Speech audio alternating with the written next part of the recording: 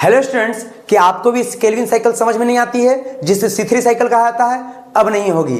चलिए देखिए, इसे C3 साइकिल इसलिए बोला जाता है क्योंकि इसमें जो पहला स्टेबल प्रोडक्ट होता है वो फॉस्फोग्लिसरिक एसिड होता है जो कि 3 कार्बन का बना होता है। ठीक है, अगर हम बात करें तो एटमॉस्फेयर से CO2 को एक्सेप्ट करने वाला जो पहला फर्स्ट कार्बन एक्सेप्टर होता है वो रोबिलोज बाइफॉस्फेट होता है। जब इसमें कार्बोक्सिलेशन होती है तो यह 3 कार्बन का आपका फॉस्फोग्लिसरिक एसिड बनाता है और ये एक साथ 2 मॉलिक्यूल्स बनते हैं। ऐसा क्यों? क्योंकि 5 कार्बन का RUBP बाहर से एक और कार्बन आया तो टोटली कितने कार्बन हो गए? 6 कार्बन, और ये स्प्लिट होकर 2 मॉलिक्यूल्स बनाते हैं फॉस्फोग्लिसरिक एसिड, जिसको हम फॉस्फोग्लिसरेट भी कहते हैं।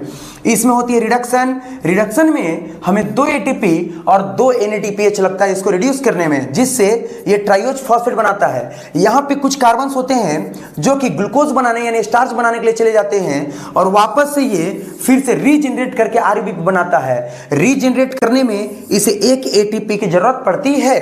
तो इस प्रकार से हम कहें तो केल्विन की एक साइकिल को पूरा होने में यानी C3 साइकिल एक साइकिल कंप्लीट होने में हमें 2 ATP यहाँ पे और 1 ATP यहाँ पे, यानी टोटली 3 ATP और 2 NADPH लगता है। इस प्रकार से अगर हमें ग्लूकोज का एक मॉलिक्यूल अगर ऑब्टेंड करना है यानी कि ये साइकिल को 6 बार चलना होगा, तो 6 बार चलने के लिए हमें इसे 6 से मल्टीप्लाई करना होगा।